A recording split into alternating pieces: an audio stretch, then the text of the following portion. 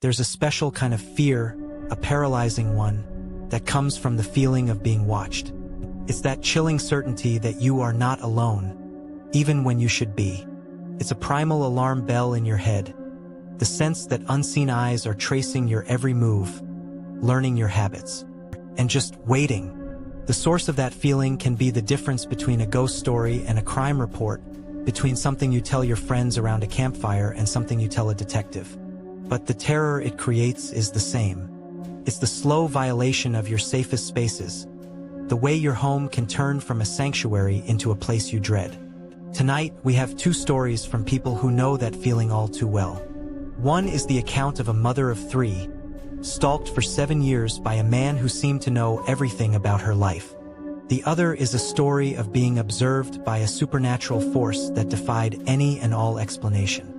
Both show the deep psychological horror of realizing your life isn't just your own anymore.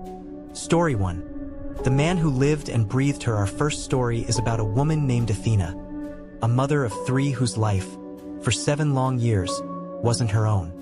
By her account, it belonged to the man who watched her, a man she once knew, who had decided her existence was his to observe and control. Like a lot of these stories, it started quietly. Athena was 29, raising her kids, and just trying to build a peaceful life after a relationship had ended. That relationship had soured and ended with a violent fight that made her call the police. After she left him, she thought it was over, but it was only the beginning of a whole new kind of hell. The first sign was a stone hitting her window in the middle of the night. Even though they lived far apart, he'd walked all the way to her house just to let her know he was there. The police came and sent him on his way. But the message was sent. Distance didn't matter. He could close that gap whenever he wanted. Not long after, he was jailed for a separate case involving his own daughter. And Athena was called to testify. This is where the watching took on a more sinister, organized feeling. Outside the courtroom, his friends were there, waiting for her. They didn't threaten her directly, but their presence was a clear warning, trying to scare her out of testifying.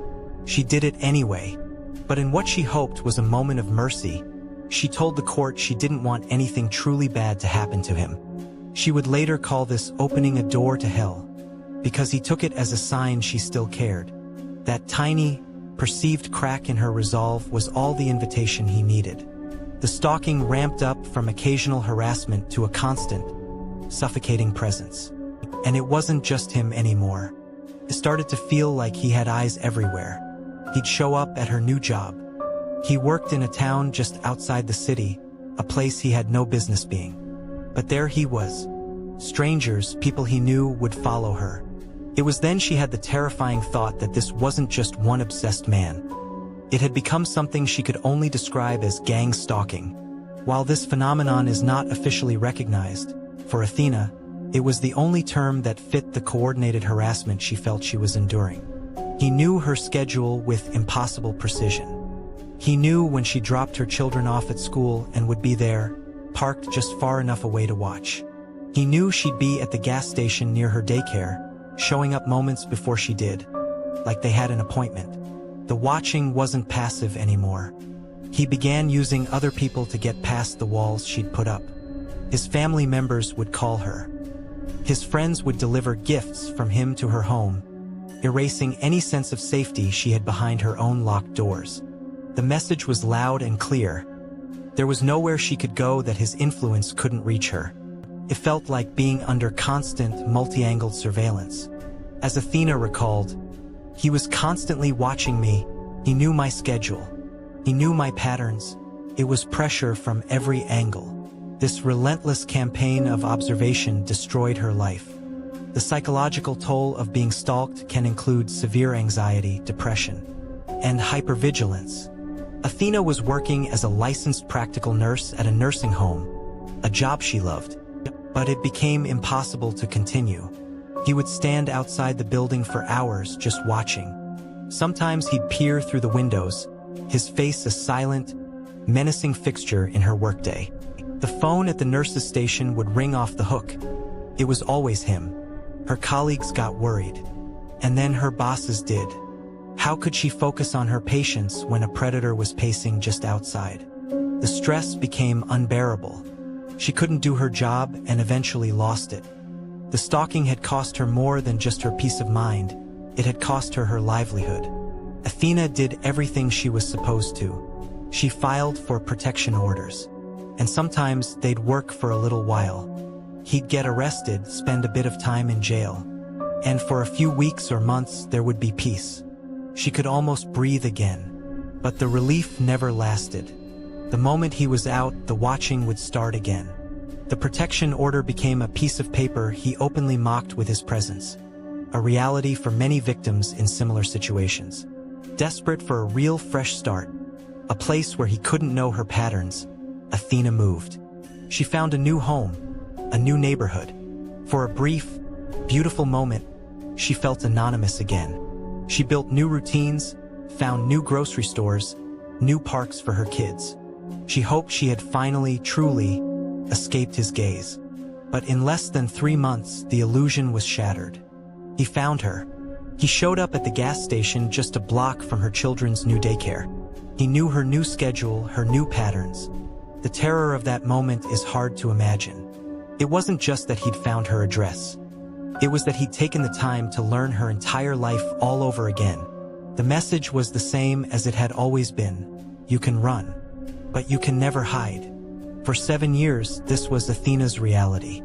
A life lived under the invisible yet ever-present weight of his obsession. Even when she couldn't see him, the possibility he was out there, watching, was a constant hum of anxiety. It was a psychological prison without walls. She put on a brave face for her kids, trying to shield them from the ugliness that followed their family. But inside, she was crumbling. The experience reshaped her. As she so chillingly put it, he ate, breathed, lived me. His watching wasn't just something he did. It was the entire focus of his life. And in turn, it consumed hers. Even after he was finally convicted for a 3rd time. After years of navigating a legal system that felt like a game to him, the feeling never completely went away. Because when someone watches you for that long, they leave a permanent ghost in your mind. You find yourself checking your rearview mirror, scanning faces in a crowd, and feeling a chill on the back of your neck for years to come. You are free, but you are never truly alone again. Before we get to our next story, I just want to say thank you for listening. The fear of being watched is a deeply unsettling topic. And these accounts are a powerful reminder of how vulnerable we can feel. If stories like these resonate with you, and you appreciate these explorations into the darker side of human experience, please consider subscribing and turning on notifications. It really helps me know you're out there and encourages me to keep finding and sharing these chilling stories. And if you have a story of your own, something you feel needs to be told, my email is always open in the description below. Story 2. The Watcher in the Window. Our next story shifts from the very real threat of a human stalker to the strange terror of a supernatural one. This account was shared by a family who moved into what they thought was a normal suburban house, only to find out they weren't the only ones living there. Over several years, they came to believe they were being silently and persistently watched by an entity they couldn't understand. Like a lot of these stories, it started with things you could easily explain away. The house had its quirks. Lights in certain rooms would flicker and die, then work perfectly fine hours later. Cold spots would drift through hallways, raising the hairs on their arms before just vanishing. The family's golden retriever, usually a calm dog, would sometimes stop dead in a room and let out a low, guttural growl at absolutely nothing. An empty corner, a blank wall. At first, they were just oddities, the kind of things you joke about when you live in an older house. But the feeling that came with them was harder to laugh off. It was the distinct and uncomfortable sensation of being watched. The narrator of the story and their sibling felt it the most. It would happen at night. They'd be lying in bed, almost asleep, when a powerful sense of dread would wash over them. It was a feeling of being scrutinized, of eyes boring into them from the darkness of their own room. Then they started seeing it. At the foot of the bed, or standing motionless in the open doorway, was a figure.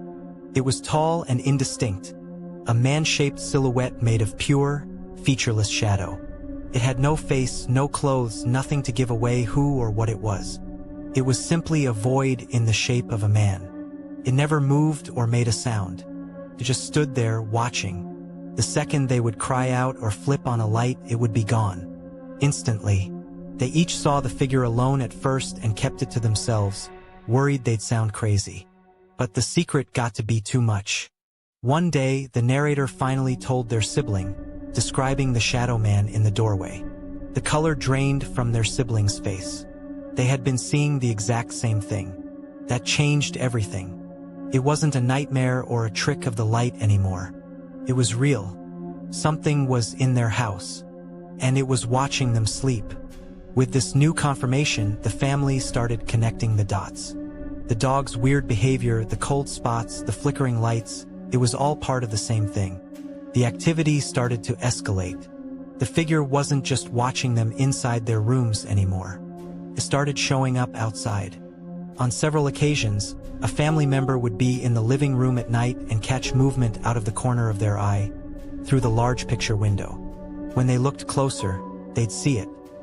The same tall, dark silhouette, standing perfectly still on their lawn, just looking in. His presence was deeply unnerving.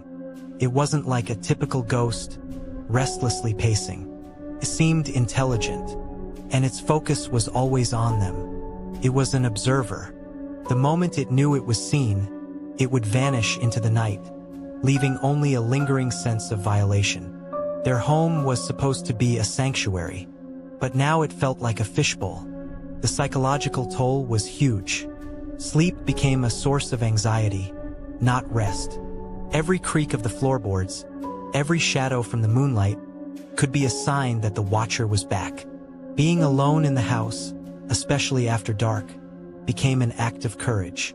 The family even began to experience physical sensations. A touch on the shoulder when no one was there, the feeling of cold breath on the back of their neck. These weren't violent acts, but they were personal, intimate violations of their space. The entity was making it known that it could get close, that it could cross the line from watching at a distance to being right beside them. The years of quiet, unnerving observation came to a head one terrifying night that would become the family's last, most powerful memory of that house.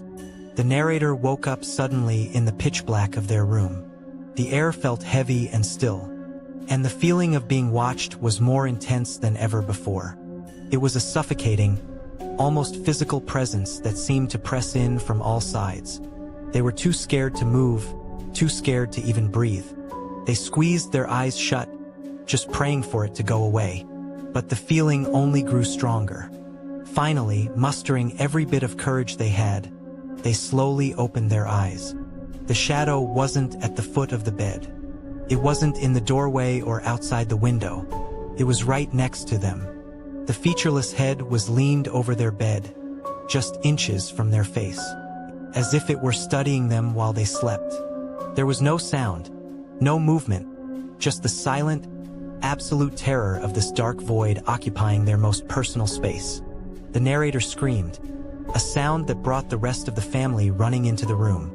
They flipped on the light to find nothing but the narrator, trembling and hysterical in their bed. That was the final straw. The family knew they couldn't live in a house where they were the subjects of some unknowable thing's ceaseless watch. They moved out shortly after. But leaving the house didn't mean they left the experience behind. The memory of that silent watcher, and especially of that final, terrifyingly close encounter, was burned into their minds. They were never physically harmed, but the psychological impact was deep and lasting. They were left with a permanent sense of unease and a universe of unanswered questions. What was it? What did it want? Was it a curious ghost, a malevolent entity, or something else entirely like the jinn of folklore? They would never know. And that, maybe, is the most disturbing part of their story. The terror wasn't just in being watched. It was in being watched by something so utterly alien that its motives could never be understood. So we have two very different stories, one about a relentless human being, the other about a silent, supernatural entity. But they both tap into that same fundamental fear. Whether the eyes watching you belong to a person with a known history or a shadow with no discernible purpose, the result is the same: the complete erosion of your safety and your sanity. One story is a terrifying indictment of obsession and the failures of the systems meant to protect us.